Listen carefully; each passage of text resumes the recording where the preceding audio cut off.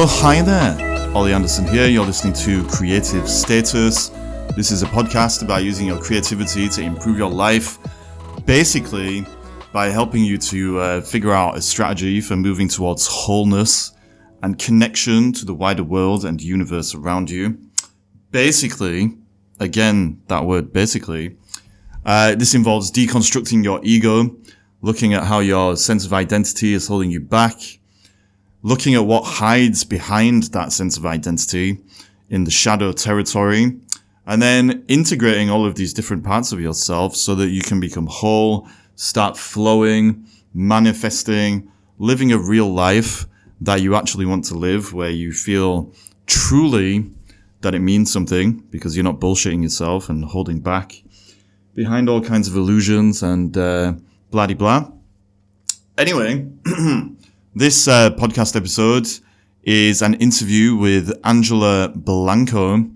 Angela is a Spanish tutor. She has her own business where she helps people to acquire the language of Spanish. And what we wanted to do in this conversation is basically to explore that from a kind of philosophical point of view, looking at how it relates to all of the realness stuff that we like to talk about on this podcast, how the process of language acquisition is actually a creative process, and what it can tell us about the wider human condition, human nature, how we all have different superpowers and how we can tap into those in order to get the results that we want from life. So basically what I'm saying is that word again, basically, there is a ton of really interesting stuff here in this conversation. Hope you're going to get some value out of it. I'm pretty sure you will if this is your bag, baby. So if you listen to it, let me know what you think. Hope it gives you some good stuff. And Angela, thank you so much for coming on and letting me interview you, asking you these questions. And everybody else, see you next Monday for another episode of Creative Status. Keep it real. Stay in the flow. Boom. Here we go. Oh, hi there, Angela. Thank you so much for joining me today on this episode of Creative Status. We had a brief chat a week or two ago, and it basically revolved around how people can get in touch with their creative superpower as a human being. So I'm assuming we're going to talk about a lot of that stuff today. Before we get into it, do you feel like just introducing yourself and letting people know exactly what it is you do and what you're hoping to get out of this conversation today? Sure. Thanks, Ollie, for having me on your podcast. It's great to be here. My name is Angela Blanco. I am the founder of Light Spanish. We help people from all over the world to become fluent in Spanish. And mainly our main desire is to make people feel more comfortable and confident in their own process of learning to speak a Mm, foreign language. wow. So obviously this podcast is about creativity. So where would you say is the main link between the work you do and the creative process? Like what kind of things have you learned through helping other people learn that might be able to help people live a better life in general?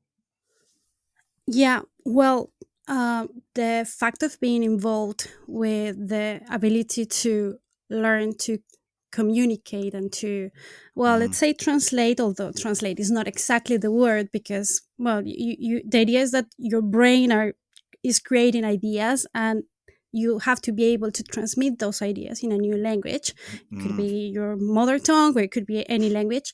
The fact of working on that process I think is constantly making you think around these topics of creativity and abilities that can make that process more smooth and nice for people. mm, Yeah. mm.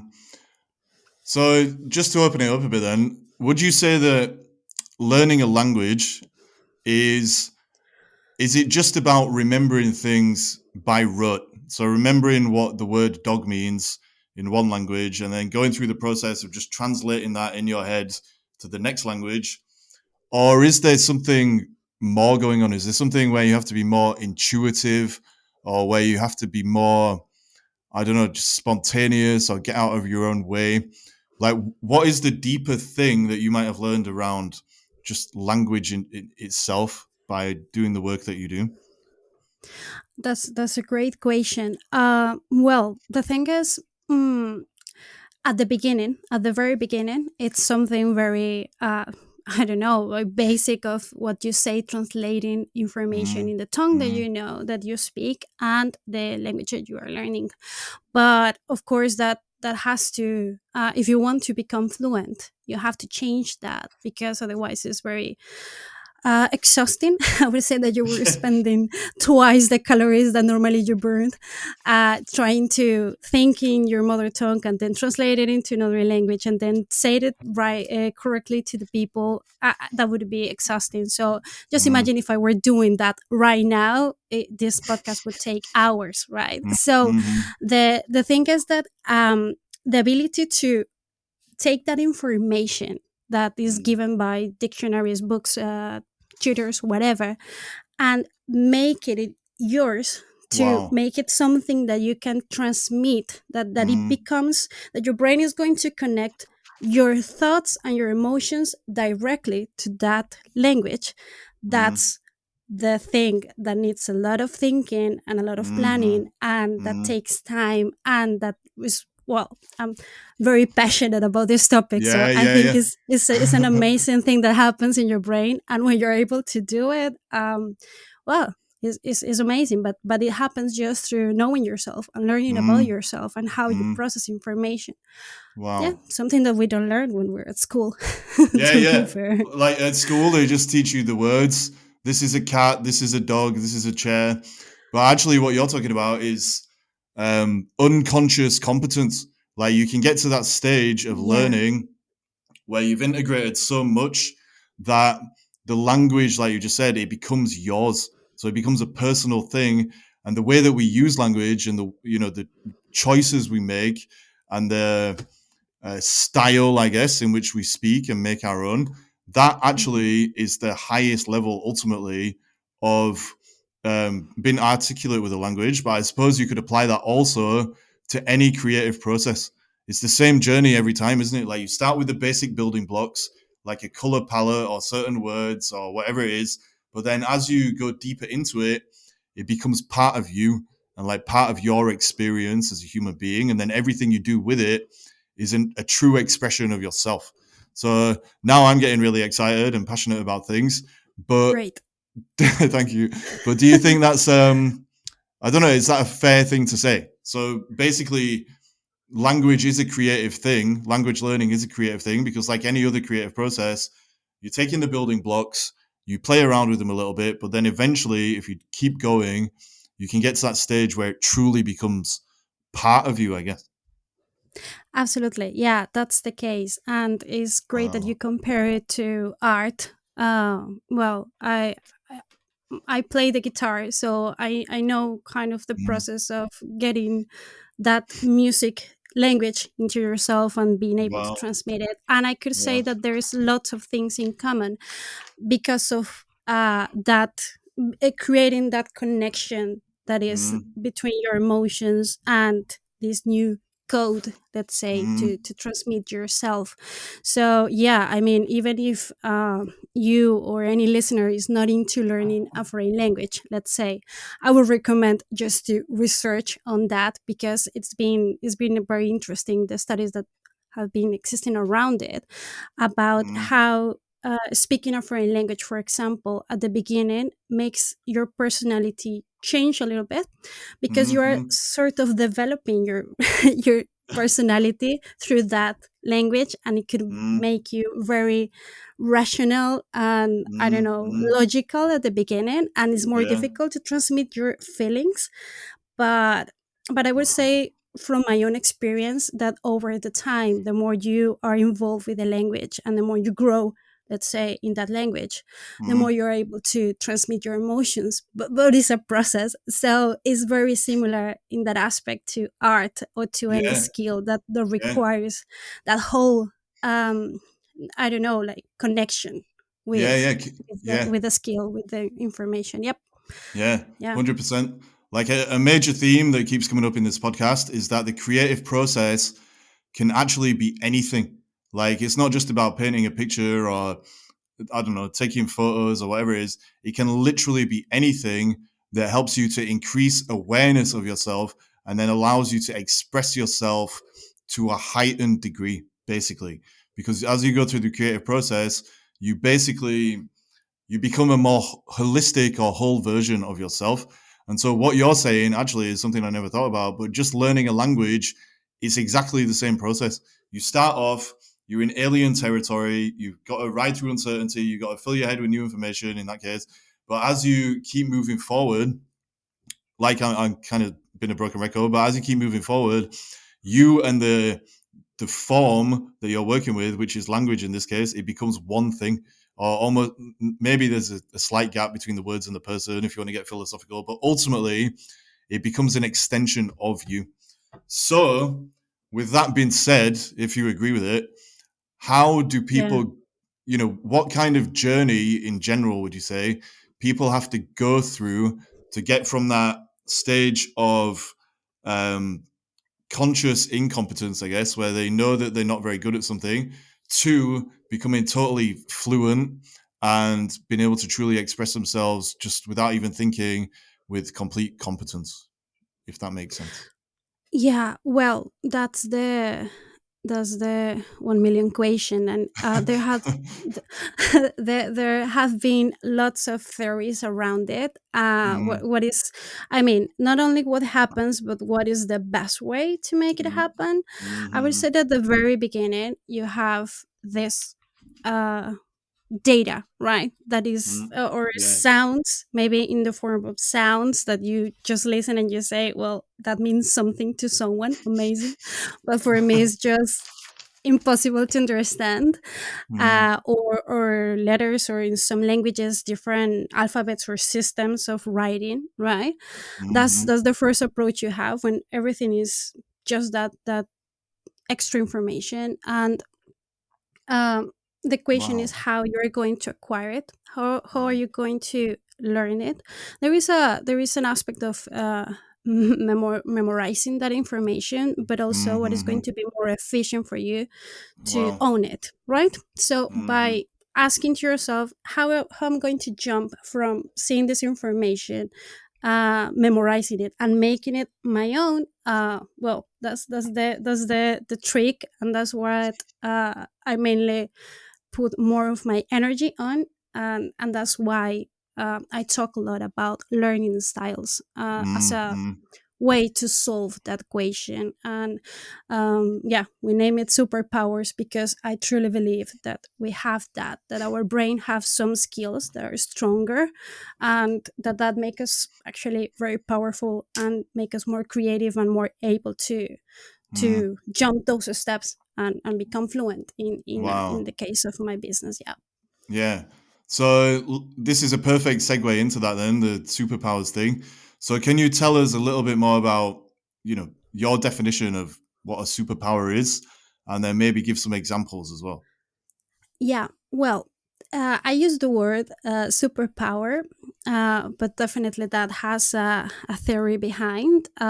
It's more about the learning styles. That's something that some psychologists in the past have been studying Mm, about how we are, mm, let's say, wired in a way that make us capable of processing information in an mm, easier way through some mm, income or some input, actually. So for example, some people are very good listening. mm, Maybe probably the people who's right now listening to this episode, they could be, I don't know, washing dishes or going for a run or just going to walk, and some of the information that they're listening to right now is going to stick in their brains, and maybe they will be able to repeat it and to talk about it in the future. But not mm, everyone is like that. And despite of being listening on radio, a very famous media system, there's also TV. So some people are more visual and are able to talk mm, about those things easily if they were able to see, to mm, watch what was happening. So that's for mentioning just two of them, but of course we can be talking about musical, visual, the ability to interact with others and learning through the interaction with others, mm, or that are more related to movement or more kinesthetic. Some people learn mm, more when they're able to move or act or apply things in a more mhm, physical way. So that's sort of what I mean through the superpower, that ability that you have, and that mm, intuitively you know that you have, but you think that you cannot use it for your own advantage because, well, when we're at the school, we're just passive, receiving information passively, right? yeah, yeah, yeah. So definitely, we think that maybe that's not going to work, but we know that we have some abilities, and what we try to do is to motivate people to use those abilities, those superpowers again, Mm, mhm, to use them for uh, acquiring information, and then mhm, for making it well, to use it properly, right? mm. So the theory is that everybody has some kind of a superpower. And if they can tap into it or figure out what it is, then it's going to make it easier for them to go down this path we were talking about earlier, where instead of just consciously having to think about everything and using the left brain for everything and just being very rational and logical and all that kind of stuff, they can go down this path towards doing things in a much more spontaneous, free, unconscious way where they're making their art or their language or whatever it is their own. Yeah. So how do people um, find their superpowers? And does everybody have all of the superpowers? Would you say to differing degrees? That's a good question. Well, the way we find them are through our way to react to information. As I mentioned, sometimes we see it more evidently, sometimes we have to be told, sometimes our friends know better about how we process information, and they say, well, I always say this, you know, you're good at this, or you are very good recommending music, I don't know, you have a thing for Mm, recommending good yeah, music or podcast or whatever. So sometimes our friends or our family are better detecting those things, but we know it as well. I think that people know deeply that they have some of those talents or mm, mm, superpowers, and yeah, sometimes we have more than one. I mean, mentioning that list, and of course it's there are 8 different type of intelligences. That's how it mm, is named originally. We have different percentages of all of them. So some mm, people have a very high percentage that it goes to visual, so they're amazing, for example, with location, GPS things, so, or mind mapping or organizing concepts visually, right? mm, mm, But it doesn't mean that they're not good at listening, or they're not good into the I don't know, with interpersonal situations. uh, mm, but definitely, I mean, we can have different intelligences, we can have different superpowers, and the way to detect it, it could be through a very scientific way, that there are some quizzes, tests, and things that you can do, mm, but mm, also intuitively we know what we're good at somehow. mm. We just Yeah, have yeah, to yeah. Do you own it. this is do you think sometimes people might make the mistake of I guess overly romanticizing or wanting to have a certain superpower because of how they might how it makes them how they think it's going to make them look or because of their own self image and its desires and all that kind of stuff. And so sometimes people put themselves on the wrong path because they're choosing things because of their own, I guess, emotional relationship with themselves. Is that something that might happen? Yeah, yeah. There are some intelligences, some superpowers that are more fashionable than others. Yeah, yeah, yeah, yeah. So to speak, because well, that's cool, or in general because of the way the world works. I will Mm, mention one of them, that is the logical mathematical intelligence, or mm, mm, superpower, is considered way more important, or mm, mm, way more useful in life, or at school we we name, we decide that the intelligent people, we can say, yeah, he or she is intelligent because they're good at science, because they're good at mm, maths, because they're good mm, at chemistry. I don't know. So yeah, there's some of them that we want to have because our mm, parents or our tutors or professors at uni have told us that those are great. mm. uh, but I think it's a Wow. shame. But yeah, definitely we have that pressure to be, Mm, in quotation marks, intelligent, yeah. by being good at maths or things like that. So yeah, that's the one that we unconsciously aspire to because Yeah. of the society. Yeah. Yeah.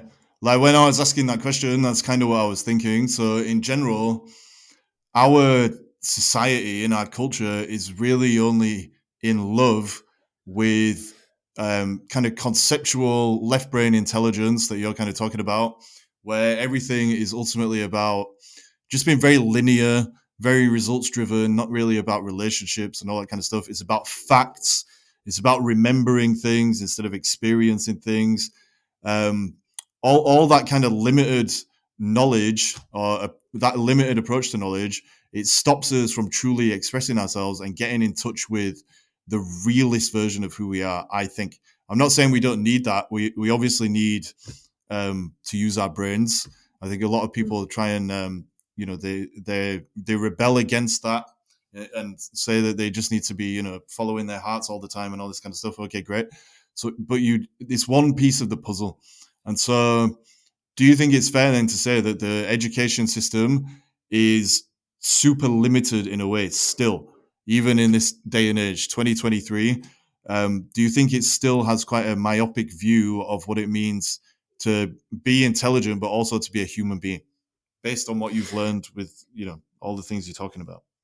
Yeah, well, you mentioned this day and age, and the fact is that it hasn't changed a lot during the last hundreds.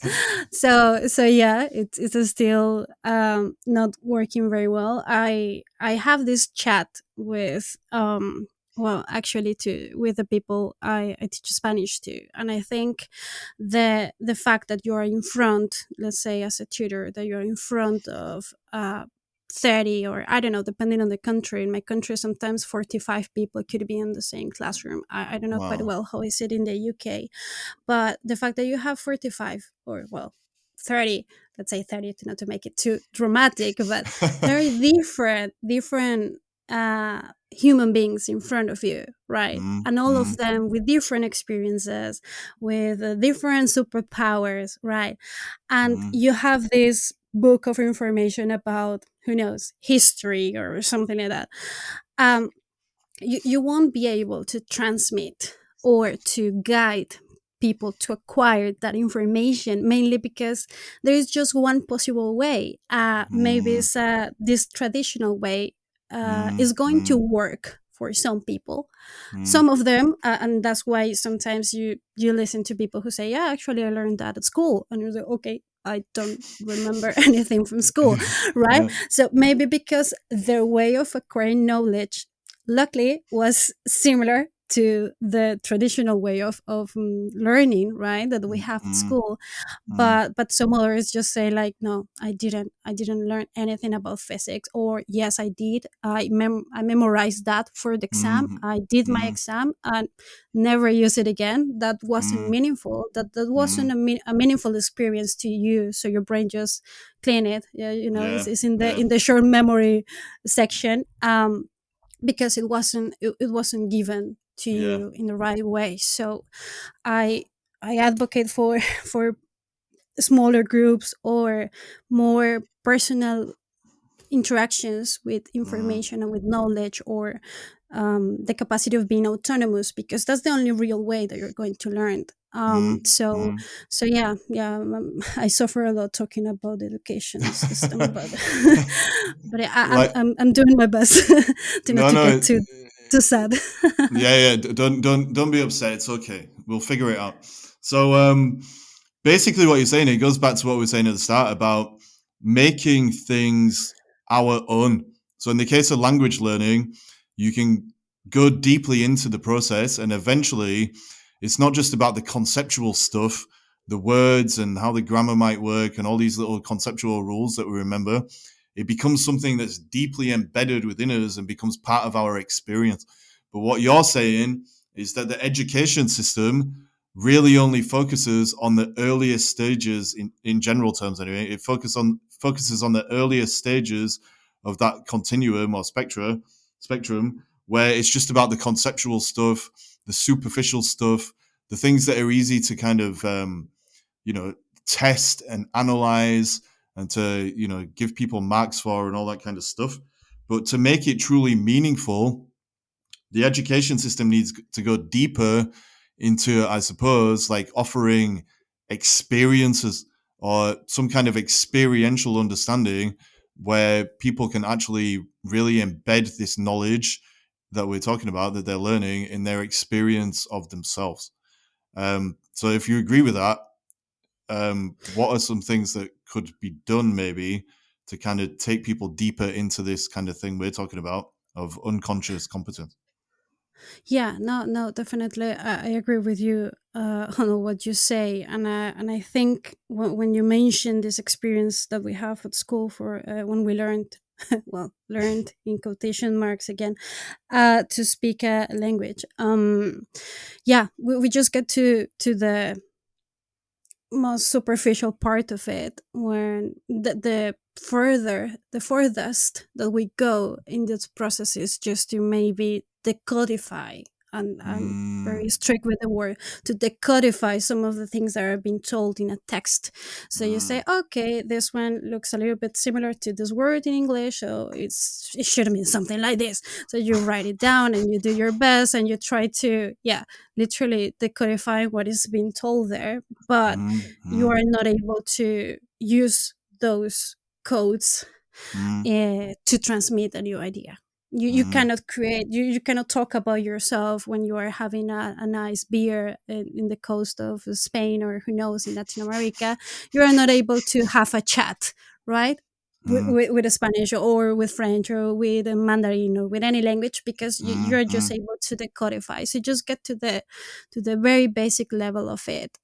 It's like, I don't know, for the case of musicians, it's like if you learn to read a mm. score and you know that that's a C or Yeah, that's a yeah. B, or whatever, but you don't know how it sounds and you don't know how to create a new song with Mm, it, or mm, you don't know how those uh, notes interact with each other and create a chord. Well, none of those things are being told at school. We just know that, mm. yeah, gato is cat, and yeah, I saw that somewhere and I'm able to decodify it. So yeah, it's sad. And then you learned that languages are impossible, right? It's like, I don't know Mm, how mm, people make it, because it's very difficult. I learned nothing at school.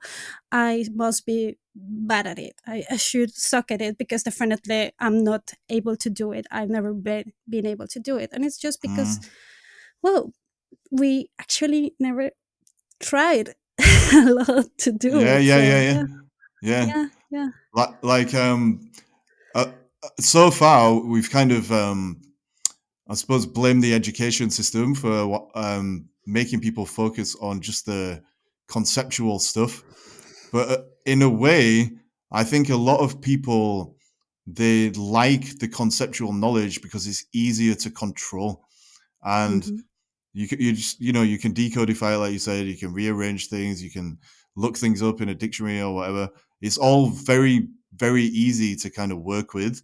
But in order to, I suppose, become more skilled at using the knowledge you're picking up in that way, you kind of have to let go of it. And that's when it becomes kind of an inner journey. Like, I think everything is an inner journey, to be honest. But like in this case, like it's almost like if you don't have a certain relationship with yourself and you don't have certain qualities in yourself, or that you're not committed to developing those qualities, then you're never going to be able to go down this path that we're talking about, from conscious to unconscious competence, if that makes sense. And Yeah. yeah, so what kind of, I guess, inner qualities, or what kind of inner understanding do people need to get to or develop in order to be able to successfully navigate this path that we're talking about? Yeah, well, I was thinking about what you mentioned about this inner knowledge, and that's definitely the case. I Mm, think that's why some of the words in in every language that I've been able to speak, one of the words I love is autonomy, because I think mm, that's mm. the capacity of telling to yourself, uh, what you should Wow. do, right? Yeah, What yeah, yeah. you should be able to do for your own, for yourself. You're responsible of yourself. So Mm, when you're autonomous, you're able to own those things, mm, and mm. you know that that depends on you. Yes, you're right. We have been talking about this, the education system and all of it. That the only thing that it has been done to us is to create some misconceptions about Yeah, what yeah, yeah. learning is, but Wow. it depends on ourselves to Mm, detach from that and say, okay, nope, that's not going to happen. Or why do I see, I land everything on the language aspect, but why do I see other people on the street speaking mm. a different language, and no, they weren't born with it, or that happened by magic, or no, that didn't that didn't happen by that way, right? They had to put themselves into that task of Mm. learning to do it, and Wow. so I can do it as well. There must be a way, and I mean, talking about misconceptions around this topic, for example, people just say, well, kids are the only ones who are able to speak a foreign Mm, language. mm, mm, They are just, I don't know, they learn because they were small, and they're sponges, and they absorb everything. And we give that magical aspect to learning, and mm, we just look at it and sigh nostalgically, saying, well, just if I would have been able to do it, right? mm, But well, I can say very fastly that that wasn't my case. I learned to mm, speak English when I was already an adult, so mm, mm, it's possible. It's possible, and I've been working with over 500 students now, uh, and all of them were adults. I just work with professionals. I just work with adults who want to learn to speak the language and to be fluent for, mm, I don't know, mm. relationships, traveling, professional development. So I know it is possible. It's just only about what you're ready to do. Uh, how much do you want to learn about yourself, and how much do you want to try and possibly fail into that Yeah, yeah, yeah. process of Yeah. building your own path to acquire information, acquire the knowledge, acquire the Mm, language, and then be mm, confident to speak it. So mm, yeah, mm. Yeah. yeah, you have to Like build it, you have to do it. yeah, and it does come back to that word that you've shared, autonomy, because ultimately it's up to us and the choices that we make about our Hmm. relationship with ourselves. And so if people they have too much shame that they need to work on, or if they're just insecure or whatever it is, then they're gonna be control freaks basically, and control freaks almost always need their conscious mind in order to kind of try and shape and mold reality to their expectations and social programming, so that they don't get out of their comfort zone and have to face uncomfortable emotions. And so, actually, when you were talking, what I was thinking is, whether it's in learning a language, or it's in the artistic process, or just creating things in general, or learning a new skill, whatever it is, life, if you're doing something in life, the conscious mind and the programming that you get and the identity that you pick up because of that, it's almost like the stabilizers on a bike. You know, when you're riding a bike, you're learning to ride a bike as a kid, you've got the stabilizer wheels on the side. Like, the conscious mind is like that, but eventually you have to take those stabilizers off and just go your own way and find your own way to like maintain balance and keep going and all that kind of stuff, and ride through uncertainty basically. And this process that you're talking about is exactly the same thing. The problem is, people obviously identify with their conscious mind, and they identify with all the expectations and all the assumptions and so on and so forth that come with it, and it holds them back. One thing that I like experienced when I was learning a language, I learned Japanese, although I've forgotten most of it now. But I lived in Japan for 4 years. Like, That's great. yeah, so I was getting lessons and everything, and like it was good. I could remember everything. I was picking up certain words, like in the way that you're talking about. Like, I don't know, like a neko means cat, for example. So wow, go me, I can translate and all that kind of stuff. But what I noticed was if I got really drunk and I was, drinking loads of sake or something, my Japanese would be like a million times better. And I it's know, I know. yeah, and it's because the conscious mind was gone. Like I took the stabilizers off thanks to the sake, and that's it. I was just really not fluent, but I was just going for it. I'd have no problems. I could understand people, etc, etc. And the only difference was that my mind and my self judgment and my ability to face uncertainty and be spontaneous had all kind of changed a little bit. But it wasn't a major thing that changed. I just went from been really attached to my conscious mind and overly thinking about everything to getting further down this path you're talking about of doing things in a more unconscious way. So, first of all, have you experienced that yourself? It sounds like it with the alcohol thing. And if so, why is this a thing? Like, what is going on? Yeah, yeah. Are you fearing that sake has some hidden power to make people speak languages I easier? think that's what it is. Yeah. You should start selling it like with your lessons, your Spanish lesson. I know. I'm going to put it on the website, the Yeah, I think shop. that's a good idea. So, Throw some yeah, sake in there. exactly. Yeah, I know what you mean. There's been lots of jokes around it. Yeah, definitely because when we are on that state, we don't care too much about our ego. And Mm, I think you have mentioned that in other episodes that I've listened, and is that your ego sometimes is your biggest enemy, and yeah, 100%. and that's exactly the case with with that effect that the alcohol can make in your your ability to speak another language. And is I mean, very theoretically about it, there is at the beginning of your process of learning to speak a language, you have a sort of monitor. This is called monitor exactly, that is Mm-hmm, telling you to tell you what is right and what is wrong in the language, right? Because unconsciously mm-hmm. you won't be able to do it yet. At the beginning, Yeah. you need a little tutor, let's say, in your brain telling you, Wow. no, that's actually not the right word. You should pick this one. Or remember that you see that on that movie. You should use that word instead of this word, or whatever. That little, Yeah, let's yeah. say, angel that is in our brain telling us what to do. But we have to. I say to my students, we have to kill that little monitor after a while, because it's not going to Mhm. allow us to move forward. It's not going to Yeah. help us to get fluent, because it's all the time passing everything that you are saying into a sort of filter of what is right and Mhm. wrong, Yeah. and that doesn't help.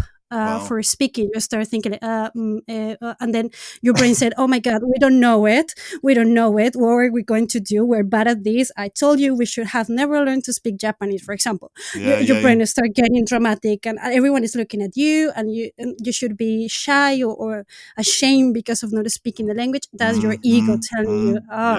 Yeah. And we as adults, we're not good dealing with that. We don't Mm, want to look weak in front of others. And well, yeah. in cultural Yeah. aspects, it's even more complicated. I imagine you know that. So that's when alcohol could come or you help you to say dim down Yeah, that yeah, yeah. ego think in yourself, and Yeah. you don't mind, you're having a good time, you're, yeah, Mhm. having nice food, enjoying, and people smile at you when you say a word, and it's working, so let's keep doing it. I don't know what is Yeah, yeah. happening, but this is working. So you have killed again that Mhm. Mhm. monitor that is not allowing you to move to the Yeah. next step in the learning Wow. process of the language, that is, well, to make it unconscious. It's still very conscious. So I think that's one of the things. I'm not recommending people to come to a language session or to speak languages always being drunk, but that helps you to learn about yourself. So I imagine that happened to you, Ollie. You Mhm. realize that you were able to do it, and after that, even without alcohol, you say, well, I were able to do it that night, and I was feeling tired, and I was a little bit Mhm. drunk, but I did it. So it means I Mhm. can do it. It means Yeah. I'm able to speak. So yeah, Yeah. yeah. Wow. I love that phrase that you threw in there about killing the monitor. Like, one thing I love trying to do on this podcast is just taking random things that people do and work on and kind of extrapolate lessons from it into like life itself. And actually, what you Yeah. just said about the inner monitor, some people spend their whole lives living like that, walking around, and they've got this monitor in their head, basically judging everything that they do and Yeah. making them hold back from doing the things that they want to do. And say, "Oh, this is Mm, wrong. This is right." They're just obsessed with, um, I suppose, the correctness of their actions. And because they're analyzing everything before they do anything, these kind of people just end up hesitating and holding back, judging themselves. And it's always that ego thing that you mentioned, a lack of self acceptance and a lack of acceptance of life and just how it works. And if you can kill that monitor in life or in the creative process or in language learning, like you shared, you can go down that pathway of conscious to unconscious really very quickly. The only thing stopping people going down that pathway is themselves in most cases, and their relationship with themselves and how they see themselves and all that kind of thing. So obviously we've used alcohol as an example of a way to kill the monitor, or at least put the monitor to sleep for maybe a few hours. But have you got any, I guess, more salubrious or healthier ways of doing that? Like, what are some yeah. healthy, practical ways to kill the monitor in life or language learning or anything else? I guess. Yeah, yeah, that would be not very professional from ourselves to to have it as the conclusion, no? Well, in worst case scenarios, maybe if you need it, use it with caution. But yeah, yeah, when you're in daily life situations and you want to kill that monitor or that ego, Yeah. I think is we come back to the same thing, and it's about mindset. You have to approach the process of learning anything Yeah. with Yeah. with the best mindset, that you're going to make mistakes, that you're going to feel sometimes embarrassed, that is not Mm, going to be good, that I mean, you're going to say the wrong word in the wrong place in the wrong mm, case, and mm, people mm, mm. probably are going to to laugh at you. I mean, I have lots of stories with English about these problems, but but it's going to be fine. It's just normal. You have to Yeah. approach life as a kid would, Mm, just like, mm, okay, I did a mistake, and kids are always being corrected about what is the right way to speak or the right way to do something, and that they don't mind. They just mm. do it, and I think that's the biggest ability. Of course, there is a brain development thing, of course, that plays a role in all of it. But one of the aspects that make children better learners is because they don't care about making mistakes, Yeah. Yeah. and they feel safe about making mistakes. And I think Mm, that's the trick. If you're able mm, to mm, find in any skill that you want to develop, if you're able to find an environment, uh, play zone where you can make mistakes, mm, with someone you feel comfortable. I mean, mm, I think that mm, sometimes choosing the right music instructor or the right language tutor or whatever mm, is so important, because you don't feel uh, comfortable with everyone, mm, mm. to make those mistakes. I think if you're able to find that playing zone where you are able Mm. to make mistakes and laugh at them, because yeah, of course it's are going to be funny, but who cares? Yeah. Yeah. If you're able to create that, I think you will be able to build that confidence Mm, without alcohol, mm. Yeah. without having to drink, or yeah, Yeah. yeah, Yeah. Wow. Like, actually, it's so true. So, like, you were talking earlier about how a lot of people have this misconception that kids can learn languages because they're just sponges and, they yeah, pick information up so freely and all that. It's true in a way, but also kids just haven't developed that inner monitor yet. And so they don't constantly judge everything that they're doing. They're not hesitating. They don't beat themselves up if they make a mistake, like you said. They're just more real. And I think as we become adults, we can, not always, but we can pick up a lot of this external bullshit, basically, that just shows up as this inner monitor that just gives us all these reasons to not be who we really are. I think that inner monitor it's always some external judgment that we've just hypnotized ourselves with. It's never like actually us. I think when we've been real, we never judge ourselves, because when we're real, you can only accept yourself. That's how I see it, and that's how I've experienced it. And so it's just about understanding that monitor, it doesn't even need to be alive in the first place. It's just something we keep alive because of our emotional relationship with ourselves. But then also another interesting thing is, like you said, you can create like a safe environment for learning and playing and growing and doing your own thing. I suppose as kids, those safe environments are just naturally sort of built or constructed for us in general. But as we grow up and become adults, we just don't set healthy boundaries, and we can let people in our lives that are toxic or whatever. And so internally and externally, we can basically make choices to kill anybody or anything that is monitoring us and trying to judge us and make us feel bad. And we can just focus on our own thing.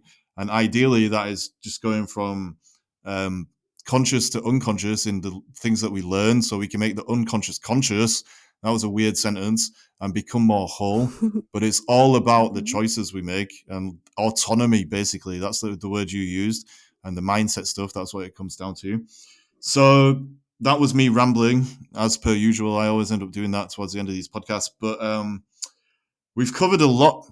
If you were going to wrap up this conversation and just summarize everything that we talked about and the main lessons that I suppose we put out there, or the main insights, uh, how would you do that? Have you got any final words of wisdom? That's what I'm asking you. Yeah, well, I do like your summary. Definitely, um, that comment about the differences between children and adults are something I agree a lot on. What could I mention by it? I think that autonomy thing. That my final thought around it is going to be developed when we learned, or we decide to accept that Mm, we don't know exactly quite well how we learned better, how mm, our yeah, our brain is going to work better. Sometimes that's why we go to school or an academy or to the university expecting mm, something to happen, that mm, they're going to give us the information we need, and the truth is that not necessarily, yeah, that's not going to happen unless you mm, you are able to know yourself and to create mm, that mm. ability to learn. my Wow. my invitation my invitation for everyone is to well, to be curious about it, to realize that that's something we can do and create, not only for languages, which is, well, the topic that we have, but it could be for anything, any new Mm, skill that you want to mm, master. Once you learned what is the best way to help your brain to process information and to mm, acquire it, mm, mm. you will become autonomous, and yeah, you will be able to extract information. Wow. Little example, when you read books, not everyone is good at reading books, right? And some people say, oh, I've learned more through books than the university, and some others would say, not my thing, not my Mm, thing, right? I mm, can't pass from 10 pages and I'm falling asleep. So that mm, definitely is a warm, is a warning alarm. Instead of mm, feeling bad because some people learn through books, and I'm so disappointed of myself, I'm not intelligent enough, or whatever, just think, what is going to be the best way for me? mm, Make it a game. Again, as children, they play and all of it. Make it a game. What is going to mm, be the best mm, way for you to do it? mm. And well, that's mainly what we carry about in our language school, and is finding that way and helping our our students to create the routine of Mm, making the language part of their mm, days based on that. mm. So yeah, that's Wow. that's how I could summarize it. Yeah, I love it. Like it's so true. Like basically, we're all different. We can't compare ourselves to each other really. There's no point judging, and no matter who we are and what we're trying to do, the path of learning and growing is the same. It's about accepting ourselves more and more by making the unconscious conscious. And in relation to the learning stuff that you're talking about, it's about getting out of our conscious minds so that we can basically kill this monitor inside of our heads and actually just do what we need to do and just kind of flow with life. So it's amazing how it's always the same underlying process for me. Like it's a very human thing that you're talking about. Um, can you let people know where they can find you? Like if they want to learn Spanish or they want to, I don't know, send you an email or go get really drunk with you somewhere. Like, what do they need to do to be able to do that? Well, yeah. Well, definitely. Talking about these superpowers, I've created a little version because, well, of course, the whole test could be a little bit longer. But Mm. I created this little quiz to detect what is your superpower, and well, this on my website where you can find all my email and all the information as well. So it is lightspanish.co.uk. You go there, you're able to find all the information about the school. You can contact me there. I have also my Instagram there. All of it is there. But you can take the test, and it's going to give you the result about what is your brain superpower. And I explain it in a funny way, what your brain is good at and what you can do with it. Not only Wow. for languages, well, for anything. I mean, For it's going life. to help you for many things. Yeah, yeah, Mm. absolutely. You Awesome. can use it for many things. Well, I think I'll go do that now and find out what my superpower is. But for Yeah. everyone else, I'll share it. I'll share the link in the show notes. And yeah, you've given us lots to think about, I think, in an unconscious way, of course. But Angela, thank you so much for coming on here. It's been a really good chat. And I hope you enjoyed it too. I did. And I'm going to go get that drink. So thanks a bunch. That's great. No, thank you so much again for having me. And it was a pleasure talking with you. It was great.